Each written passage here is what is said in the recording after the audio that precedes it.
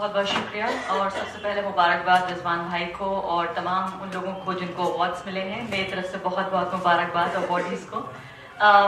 आप सब लोग पहले से ही विनर थे, सिर्फ आज के दिन हमें इसको रिकग्नाइज करना बाकी था। देखिए, बहुत अहम है एक ऐसी सोसाइटी के लिए, खासकर जिस तरह की सियासत हमें फिलहाल देखने को मिल रही है, वो सियासत लगातार आपको ये बता रही है कि आप दूसरे दर्जे के शहरी हैं और कहीं ऐसा ना हो कि हमारे अंदर भी एक ख्याल पैदा हो जाए कि क्या वाकई हम दूसरे दर्जे के शहरी हैं।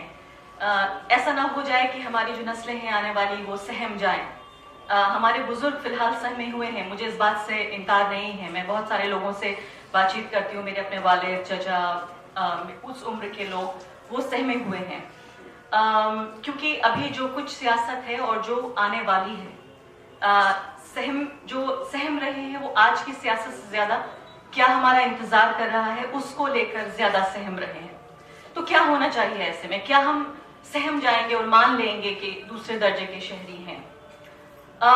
मेरा ख्याल ये है कि ऐसा नहीं होना चाहिए। हमें इसके लिए तैयारी करनी चाहिए।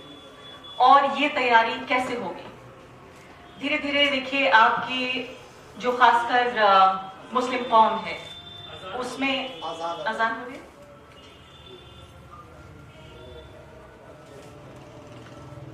रही हो सियासी सतह पर कि आपको दूसरे दर्जे का शहरी बना दिया जाए। और ये सिर्फ बात मुसलमानों को लेकर नहीं है कि सिर्फ उन्हीं को दूसरे दर्जे का शहरी बनाने की कोशिश है। ये एक हमारी सोसाइटी के, इस मुल्क के बड़े हिस्से को बनाने की कोशिश है, ताकि एक बहुत छोटा हिस्सा जो है वो हमेशा हमारे ऊपर एक रूलर बन सके, हमारे ऊपर जो है वो अपना कब्जा जमा के रखे। तो ये बहुत एक भूल में रहना कि शायद ये एक कौम की तरफ या एक तरह जो है वो माइनॉरिटीज, रिलीजियस माइनॉरिटीज जो है उनकी तरफ एक तरह का ये हमला है, शायद हमें इस भुलावे में नहीं रहना चाहिए। लेकिन मैं ये कह रही थी कि जो तैयारी की हम बात कर रहे थे कि कैसे जो है वो हमें तैयारी कैसे करनी है। 1992 के बाद में बहुत ज्यादा उम्र नहीं थी उस वक्त मेरी, लेकिन मेरे वालिद बताते हैं कि 1992-93 के बाद बाबरी मस्जिद जब शहीद हुई, उसके बाद जो माहौल था कि पूरी कौम एक तरह से उठ के खड़ी हो गई थी। और जिस तरह की बेदारी देखने को मिली अगले 20 साल में, वो शायद पिछले 40 साल में नहीं देखने को मिली थी 92 से पहले। तो मैं ये नहीं कहना चाहती कि हालात उस तरह के हैं, लेकिन उससे कम संजीदा नहीं है। मस्जिदें नहीं टूट रही हैं, लेकिन अना टूट रही है। लोगों की जो जहनियत है, जो उनका जो एक प्राइड है, वो टूट रहा है कि क्या वाकई हम इस मुल्क के उतने ही हिस्सेदार हैं जितने हुआ करते थे, या ये वो मुल्क जिस पे हमने एक इस्लामिक पाकिस्तान को हमने रिजेक्ट करके एक सेक्युलर हिंदुस्तान को चुना। तो क्या वाकई ये सेक्युलर हिंदुस्तान और वो चॉइस हमारे बुजुर्गों की, क्या वो ठीक थी? कई बार अपने आप से हम सवाल पूछ रहे हैं, अपने बुजुर्गों से भी पूछ रहे हैं।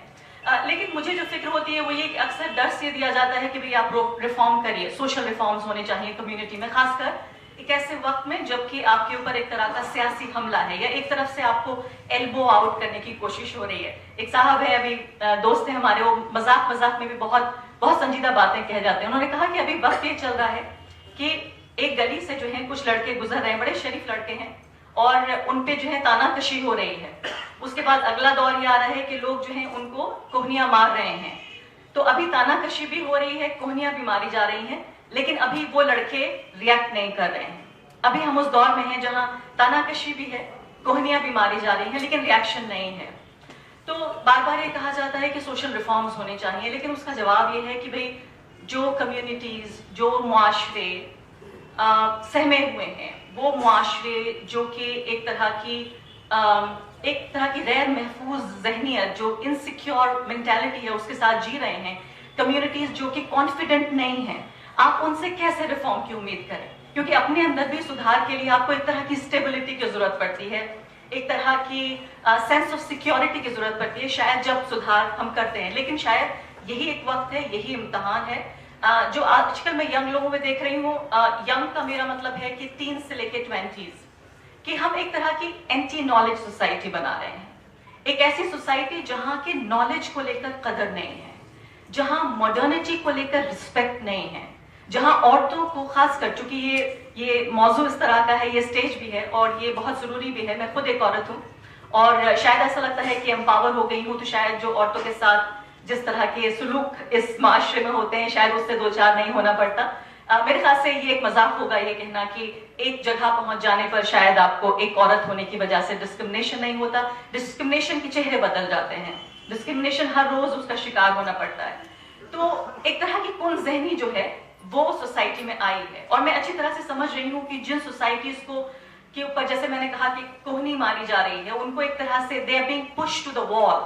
ایسے میں جو ریئیکشن ہو رہا ہے وہ ریئیکشن اچھا نہیں ہے, وہ خراب ریئیکشن ہے. ریئیکشن ہونا یہ چاہیے تھا کہ شاید ہم اپنے کو تیار کرتے آنے والے حالات کے مد نظر, لیکن ہو یہ رہا ہے کہ ہم اپنی عورتوں کو پردے میں بھیج رہے ہیں, انہیں گھر میں بھیج رہے ہیں, ان کی ترقی روک رہے ہیں, ان کو اسکول کالجز نہیں جانے دے رہے ہیں, اور ایک طرح کی جو پیٹرنائزنگ جو ایٹیٹیوڈ ہے وہ سوسائٹی میں میرے خیال سے پہلے سے زیادہ نظر آ رہا ہے. اور یہ وجہ ہے صرف وہی ڈومیننٹ جو پالیٹکس ہو رہی ہے آج کل, ایک ایسی میجورٹیرین پالیٹکس جس میں جو ہے آپ کو you are being push to the wall, but آپ ریئیکٹ جو کر رہے ہیں وہ اپنی عورتوں کو اپنی کند ذہنی کے جو ہے وہ کے سبب کہیں نہ کہیں عورتوں کو آپ ایک طرح کا پرزنر بنانے کی کوشش کر رہے ہیں. یہ نیچرل ہے, میں یہ نہیں کہہ رہی ہوں کہ یہ انپریسیڈنٹڈ ہے. میں یہ افغانستان میں دیکھ کر آئی ہوں, میں یہ عراق میں دیکھ کر آئی ہوں, میں بہت سارے ملکوں میں دیکھ کر آئی ہوں جہاں بہت طرح کی جو ہے وہ انسیکیورٹیز ان سوسائٹی میں, اور پاکستان میں بھی دیکھ کر آئی ہوں, اور جس کی وجہ سے عورتوں کے حالات پہلے سے بدتر ہوئے ہیں. لیکن خدارا ہندوستان میں ویسے حالات نہیں ہیں. آپ اس طرح سے ریئیکٹ نہ کریں. اگر آپ ریئیکٹ کریں تو اپنے کو تعلیم, اپنے کاروبار, اپنے کو اس طرح سے کہ دور اندیشی سے کہ کس طرح کے حالات ہیں اس کے مد نظر تیار کریں.